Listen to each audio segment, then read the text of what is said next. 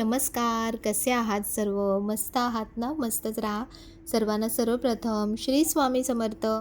तुम्हाला सर्वांना आजचा दिवस खूप छान आनंदाचा आणि आरोग्यदायी जाओ.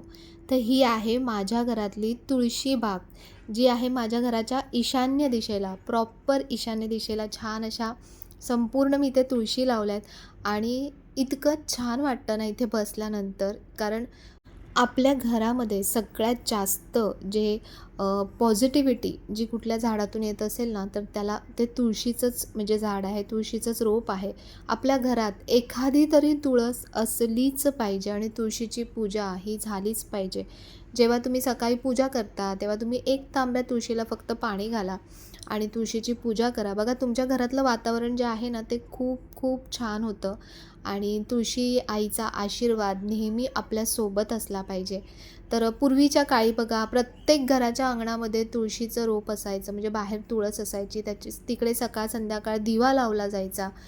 त्यामुळेच ना घरात येणारी एनर्जी आणि घरातलं वातावरण हे अगदी शुद्ध, पवित्र आणि सात्विक व्हायचं. तर आज मी काय करते, तुळशींच्या वरती ज्या मंजिऱ्या येतात ना, तर त्या मंजिऱ्या खुडायला लागतात, नाहीतर मग तुळस लवकर सुकायला लागते. माझी एक तुळस तुम्हाला दिसत असेल की सुकत आली आहे ती थोडीशी. तर म्हणून खूप साऱ्या मंजिऱ्या आल्या होत्या तुळशीला. म्हणजे एक प्रकारे जसं एखाद्या झाडाला फळ येतं ना, तसं ते असतं आणि मग त्याच्यामुळे झाडाची वाढ जी आहे ती खुंटत जाते. तर तुळस खुडण्याचे सुद्धा नियम आहेत. सर्वप्रथम पहिले आपण तुळशी देवीला, तुळशी आईला नमस्कार करायचा. तिच्याकडून आज्ञा घ्यायची, की मी तुझे पानं किंवा ज्या मंजिऱ्या आहेत त्या मी खुडत आहे आणि त्या खुडताना आपण नखांचा वापर कधीच करायचा नाही. आपल्या बोटांनी त्या खुडायच्या. त्यानंतर तुळशीला सांगायचं, की मी तुझी ही जी पानं किंवा मंजिऱ्या हे जे मी तोडते आहे ना, ते हे मी भगवान श्रीहरी विष्णूंना अर्पण करणार आहे. आणि अशा प्रकारे आपण तुळशीची जी मंजिरं आहेत त्या खोडायच्या. बघा माझ्या या हाताची अजिबात नखं मी अजिबात कधीच वाढवत नाही. कारण जेवण बनवताना सुद्धा आपण हाच हात वापरतो, जेवताना सुद्धा ह्याच हाताचा वापर होतो.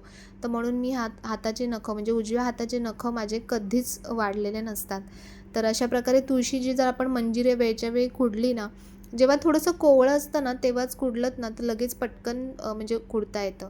तर बघा किती साऱ्या मंजिऱ्या आल्या होत्या आणि मंजिरी तोडताना ना फक्त वरची मंजिरी नाही तोडायची, त्याच्या खाली लगोलग जी एखाद दुसरी पानं असतात ना, तर संपूर्ण असं तोडायचं. म्हणजे तिथे आपोआप नवीन म्हणजे फांद्या फुटायला लागतात आणि तुमची तुळस ना बरेच दिवस छान राहील, हरीभरी राहील. तुळशीला ऊन लागतं, पण आता इथे माझ्या इथे अजिबात ऊन येत नाही. पण मी म्हणेन की स्वामींचीच कृपा असेल की इथला जो हा परिसर आहे तो अगदी छान असा हिरवागार राहतो. तुळशींमध्ये मी काय घालते ते मी तुम्हाला सांगते. एक तर शेणखत, गांडूळखत असतंच महिन्यातून एकदा.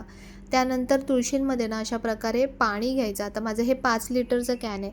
त्याच्यामध्ये जवळपास 1 ते 1.5 चम्मच मी हळद घालणार आहे. बघा हळद जी आहे ना ती अँटीबॅक्टेरियल असते आणि कधी-कधी काय होतं तुळशींमध्ये आपण पाणी घालून त्यातली मुळं जी आहेत ना ती खाली सडायला सुरुवात होते किंवा कधी म्हणजे कीड पण लागते तुळशीला लवकर. तर म्हणून त्याच्यासाठी हळद खूप प्रभावी उपाय करते. तसंच हळद आपल्या शास्त्रोक्तदृष्ट्यासुद्धा खूप गुणकारी मानली जाते. त्यानंतर हा घेतला आहे मी थोडासा भीमसेनी कापूर. त्याला अगदी असा बारीक केला आहे छान आणि तो यामध्ये मिक्स करायचा. ह्या दोन्ही गोष्टी तुम्ही झाडांना घातलात ना, तर बघा ज्या पण झाडांना कीड लागायचे चान्सेस जास्त असतात, तर ते खूप प्रमाणात कमी होतात. तर हे तुम्ही दररोज पण तुम्ही तुळशीला जर तांब्यामध्ये पाणी घालत असाल ना, त्यामध्ये फक्त चिमूटभर हळद घाला आणि मग ते पाणी तुम्ही तुळशीला घाला. किंवा अशा प्रकारे जर घालायचं असेल तर 15 दिवसातून किंवा आठवड्यातून एकदा अशा प्रकारे तुम्ही तुळशींना हळदीचं पाणी घाला. हळद आणि कापूर.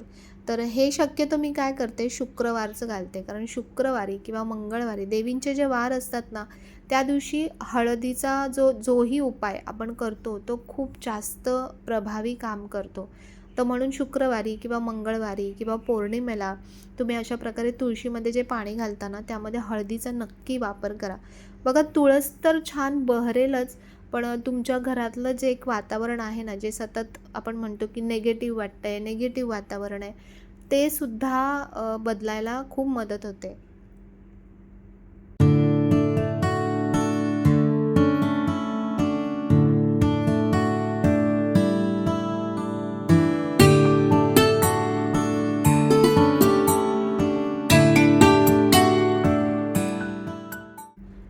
ही जी तुळशीची पानं किंवा मंजिऱ्या ज्या मी खुडल्या होत्या, तर त्यातले बरेचसे जे हिरवेगार पानं होते किंवा हिरव्या मंजिऱ्या होत्या, तर त्या मी संपूर्ण स्वामींना, श्री हरिविष्णूंना, त्यानंतर विठ्ठलाला, त्यानंतर आपल्या श्रीकृष्णांना, म्हणजे जेही विष्णूंचे अवतार आहेत तर त्यांना सगळ्यांना समर्पित केल्या. आणि आजचं जे म्हणजे देवघर आहे ना, ते असं संपूर्ण हिरवंगार आणि छान तुळशी बागच झाली होती. म्हणजे देवघरात सुद्धा खूप छान वाटत होतं, खूप प्रसन्न वाटत होतं. आणि त्यातल्या ज्या सुकलेल्या फांद्या असतात किंवा सुकलेल्या मंजिऱ्या असतात, तर त्या तुम्ही वेगवेगळ्या करून घ्या. त्या आणखीन थोड्या सुकवा आणि त्या छान अशा मिक्सरमध्ये ना बारीक करून घ्या. आणि मग ते तुम्ही कशातही वापरू शकता. तुम्ही धूप जेव्हा आपण जाळतो ना, त्या धुपामध्ये थोडंसं घालू शकता. तुम्ही चहामध्ये सुद्धा त्याचा वापर करू शकता किंवा आणखीन बरेच त्याचे वेगवेगळे उपयोग आहेत. बऱ्याच गोष्टींसाठी तुळशीचं जे पावडर केली जाते, ती बऱ्याच गोष्टींसाठी वापरता येते. आयुर्वेदिक औषधांमध्ये सुद्धा त्याचा वापर केला जातो. आता हा जो पावसाळा सुरू झाला आहे, तर पावसाळ्यामध्ये बऱ्याचदा आपण काढे बनवतो घशाला म्हणजे आराम मिळण्यासाठी. त्यामध्ये सुद्धा तुम्ही याचा वापर करू शकता. तर अशा प्रकारे तुळशीची जी पण पानं किंवा फांद्या सुकलेल्या किंवा मंजिरी जे पण काही निघतंय त्याचा अशा प्रकारे छान तुम्ही वापर करू शकता.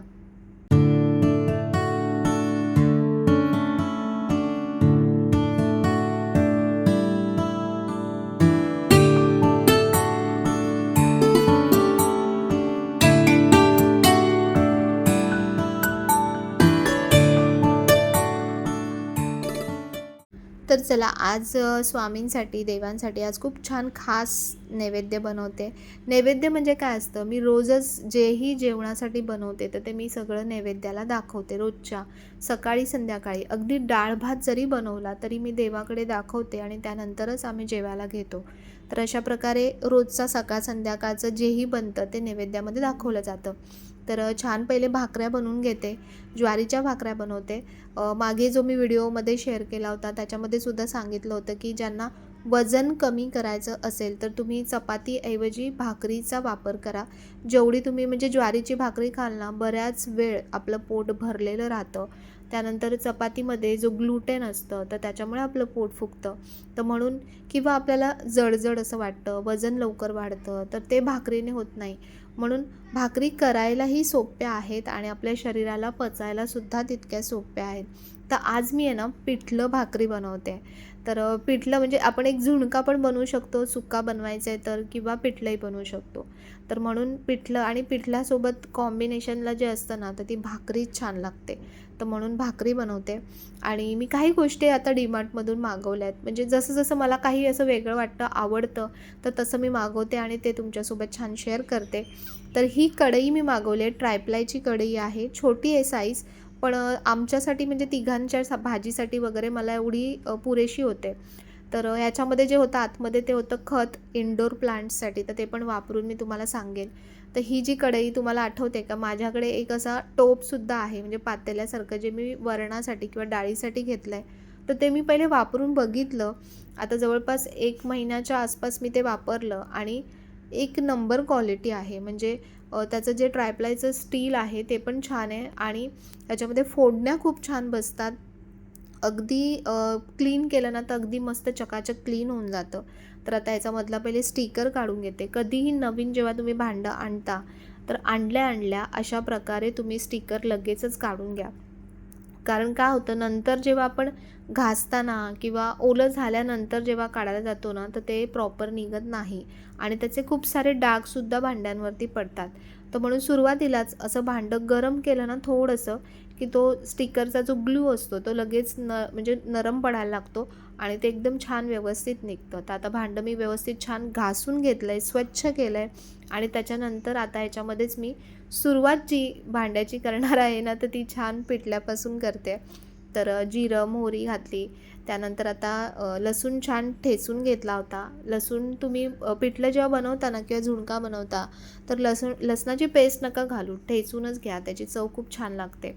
त्यानंतर यामध्ये हिरव्या मिरच्या आणि कढीपत्ता घातला आणि छान अशी ठसठशीत म्हणतो ना, तशी अगदी मस्त अशी कडक फोडणी दिली याची. आणि त्यानंतर यामध्ये आता कांदा घालायचा, कांदा भरपूर घालायचा पिठल्यामध्ये किंवा झुणक्यामध्ये, खूप छान लागतो. आणि कांद्याला थोडंसं हलकं गोल्डन ब्राऊन होऊ द्यायचं आणि त्यानंतर पुढचे पदार्थ म्हणजे टोमॅटो घालायचा.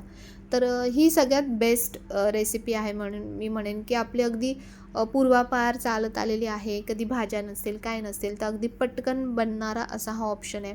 त्यानंतर याच्यामध्ये मी जे आपले रोजचे मसाले असतात म्हणजे हळद, थोडंसं तिखट घातलं, त्यानंतर धने पावडर घातली थोडीशी आणि ते पण छान मिक्स करून घेतलं. त्यानंतर आता ह्याच्यामध्ये जो टोमॅटो चिरून घेतला आहे तो मी घालते. प्रत्येकाची बनवण्याची पद्धत थोडीफार वेगवेगळी असू शकते, पण खायला मी म्हणेन की सर्वांनाच आवडेल. झुणका भाकरी किंवा पिठलं भाकरी कोणाला आवडणार नाही असं म्हणजे शोधूनच कोणीतरी सापडेल की ज्यांना आवडत नसेल. मला तरी खूप आवडतं आणि आमच्या घरात सगळ्यांना आवडतं. तर असं छान आता हा टोमॅटो जो टाकला आहे, हा थोडासा आपण ना शिजवून घ्यायचा थोडासा, नाहीतर मग टोमॅटो असा कच्चा-कच्चाच लागतो त्यामध्ये. तर यामध्ये थोडंसं पाणी घालते गरम, की ज्यामध्ये तो टोमॅटो असा आणखीन थोडासा नरम होईल आणि छान शिजेल. तर आता हे छान शिजलेलं आहे मिक्सचर सगळं. यामध्ये थोडीशी ना कोथिंबीर घालायची. तुम्ही हे ट्राय करून बघा. कधीही तुम्ही भाज्या किंवा डाळ तुम्ही जी फोडणी करता ना, त्या फोडणीमध्ये थोडीशी आधी ना कोथिंबीर घालून बघा. कारण त्याची चव आहे ना अगदी वेगळीच लागते. किंवा ज्या कोथिंबीरीच्या अगदी बारीक-बारीक दांड्या असतात ना, त्या तुम्ही ह्या फोडणीमध्ये घाला बघा. खूप छान लागते फोडणी, मस्त चव लागते. तर आता बेसन काढून घेते. बेसन आहे ना थोडंसंच घ्यायचं. काय होतं जेव्हा आपण नंतर पाणी घालतो, शिजवतो, तर बेसन बघा फुगतं आणि मग खूप जास्त प्रमाणात आपलं जे पिठलं आहे ना, ते खूप जास्त प्रमाणात होतं. तर मी सध्या इथे 3 ते 3.5 चमचेच बेसन घेतलं आहे आणि त्यामध्ये थोडंसं असं हलकं गरम पाणी घातलं आणि छान मिक्स करून घेतलं आणि आता आपल्या फोडणीमध्ये ते छान सगळं एकजीव करून घ्यायचं. त्यानंतर ह्यामध्ये थोडंसं गरम पाणी मी घालते आणि चवीपुरतं मीठ घालते आणि हे जे आपलं पिठलं आहे ना, तर हे छान शिजवून घ्यायचं व्यवस्थित. ह्याच्यावरती झाकण ठेवायचं, 5-1 मिनटं छान शिजू द्यायचं. या ट्रायप्लायच्या कढयांची खासियत काय आहे ती मी तुम्हाला सांगते. एकतर कढई लवकर गरम होते. दुसरं म्हणजे स्टीलची आपण जेव्हा कढई वापरतो, तर त्याच्यामध्ये फोडण्या आहेत ना, त्या अशा चिटकतात खाली. फोडणी व्यवस्थित बसत नाही. पण ह्याच्यामध्ये आतमध्ये ॲल्युमिनियमचा बेस असतो आणि वरती आणि खाली स्टीलचा बेस असतो. त्यामुळे याच्यामध्ये फोडण्या अगदी मस्त बसतात आणि अजिबात खाली चिटकतही नाही. तर आता आपलं पिठलं तयार होतं आहे. तोपर्यंत आणखीन 2 वस्तू मी मागवल्या होत्या, त्या मी तुम्हाला दाखवते. तर ही जी जाळी आहे ना, हे आपण पापड भाजतो किंवा कोणी भाकरी भाजतं किंवा डायरेक्ट चपाती कोणी गॅसवरती भाजतं. तर त्याच्यासाठी म्हणून मी हे मागवलं आहे, की जे पापड आहेत आमच्याकडे शक्यतो पापड भाजूनच खाल्ले जातात. तळून अगदी रेअरली कधीतरी तळला जातो. तर तो डायरेक्ट गॅसवरती भाजण्यापेक्षा म्हटलं अशा प्रकारचं स्टँड असेल किंवा जाळी असेल, तर ती आणखीन बरी पडेल. तर हे जे पॅकिंग चिटकवतात ना, हे काढता ना नाकात दम येऊन जातो. इतकं असं घट्ट त्यांनी चिटकवलं होतं आणि हे सगळे जे मागवलं आहे ना, हे मी सगळं DMartमधून मागवलं आहे आणि ह्याची लिंक नाही देता येत कारण DMartची काही लिंक शेअर करता येत नाही. तुमच्याकडे जर DMartचं ॲप असेल ऑनलाईन, तर तिथे तुम्ही हे चेक करा किंवा तुमच्या जवळपासच्या DMartला जाऊन तुम्ही ह्या वस्तू खरेदी करू शकता. आता हा जो चिमटा मी मागवला आहे, तर हा थोडा वेगळ्या प्रकारचा चिमटा आहे. याला टॉंग किंवा स्ट्रेनर पण म्हणतात. तर एक साईडने ना ह्याला जाळी आहे आणि एक साईडने आपला जो झारा असतो ना, तसं छोटे-छोटे ह्याला डॉट्स आहेत. तर आपण जेव्हा पुरी तळतो किंवा पापड तळतो, तर बघा बऱ्याचदा तेल राहतं त्याच्यामध्ये. तर अशा प्रकारे जाळी असेल ना, तर त्याला ग्रिप मिळते पकडायलासुद्धा आणि तेलसुद्धा छान प्रकारे त्यातून आपल्याला स्ट्रेन करता येईल. तर हा फक्त मला ₹99 DMartला मिळाला आहे. तर तुम्ही DMartला गेलात तर तुम्ही चेक करा किंवा DMartचं तुमच्याकडे ऑनलाईन ॲप असेल ना, तर त्यातही तुम्ही हे खरेदी करू शकता. तर मी हे जे सगळं मागवलं आहे हे ऑनलाईन ॲपवरूनच मी मागवलं आहे. तर चला बघूया आपलं पिठलं कुठपर्यंत आलं आहे आणि पिठलं छान शिजलं आहे मस्त आणि अजिबात बघा अगदी घट्टही झालं नाही आहे, अगदी म्हणजे सॉफ्टही नाही आहे, खूप मस्त व्यवस्थित शिजलं आहे. झाकण ठेवून 5 मिनटं शिजवलं ना तर आपलं जे बेसन आहे ते अगदी व्यवस्थित छान शिजतं. तर अशा प्रकारे पिठलं मस्त रेडी झालं आहे. आता याच्यावरती छान कोथिंबीर भुरभुरायची.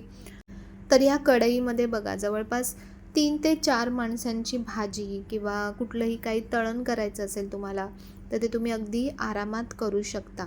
तर ह्याची क्वालिटी मला सगळ्यात जास्त आवडली. साईडला जे हँडल्स आहेत ते असे थोडेसे पितळेचं लूक देतात. पितळेचे नाही आहेत ते, मेटलचेच आहेत, पण तरी पितळेचं लूक देतात आणि त्याचं जे शाईन आहे गोल्डन कलर, तर तोही निघत नाही आहे. कारण माझ्याकडे जो टोप आहे तो मी ऑलरेडी वापरते डाळीसाठी आणि त्याच्यामुळे मला त्या टोपाची क्वालिटी इतकी आवडली की म्हणून मी ही कढईसुद्धा तिथून ऑर्डर केली. आणि आता याच्यामध्ये मस्त आपण फायनली कोथिंबीर घालूया आणि छानपैकी असं पण असंच तुम्ही पिठलं बनवा आणि खाऊन बघा. आता पावसाळ्यामध्ये तर एक नंबर लागतं मस्त. आणि आमच्याकडे कधी भाजी नसली की हाच ऑप्शन असतो, एकतर झुणका बनतो नाहीतर मग पिठलं बनतं. तर ही जी जाळी मागवली होती ती पण मी तुम्हाला वापरून दाखवते. ती खालून म्हणजे जेव्हा आपला गॅस चालू असतो त्यामुळे खालून ते बर्न होत असतं ना, तर म्हणून जे स्टीलचा जो भाग आहे तो थोडा हळूहळू काळा पडणारच. तर अशा प्रकारे ह्याच्यावरती आपण पापड ठेवायचा आणि भाजायचा. आता मी हे नाचणीचे जे पापड मागवलेत, तर जेव्हा आपण तळतो तेव्हा ते खूप डबल होतात, खूप छान फुलतात. पण जेव्हा भाजतो ना तर तेव्हा थोडे कमी ते फुलतात. पण पापड जर आपण भाजून खाल्ले ना तर आपल्याला म्हणजे हेल्थसाठी खूप चांगलं आहे, कारण तेल आपल्या शरीरामध्ये त्यामुळे कमी जातं. आणि असे जे पापड आहेत जे फेणी टाईप असतात तर ते जेव्हा तळले जातात तर तेव्हा ते तेल जास्त प्रमाणात ॲब्झॉर्ब करतात. तर म्हणून बेस्ट असेल की तुम्ही जास्तीत जास्त पापड भाजूनच खा. तर चला आता आपला पिठलं झालेलं आहे, तर छान मी सर्व करते पिठलं भाकरी. आणि ही निष्ठालासुद्धा खायला खूप आवडतं. तुम्हालासुद्धा प्रत्येकाला नक्कीच आवडत असेल. तर आजचा व्हिडिओ तुम्हाला कसा वाटला? आवडला असेल तर नेहमीप्रमाणे लाईक, शेअर, सबस्क्राईब नक्की करा. पुन्हा भेटूया अशा छानशा व्हिडिओमध्ये. तोपर्यंत सर्वांना बाय आणि सर्वांना श्री स्वामी समर्थ.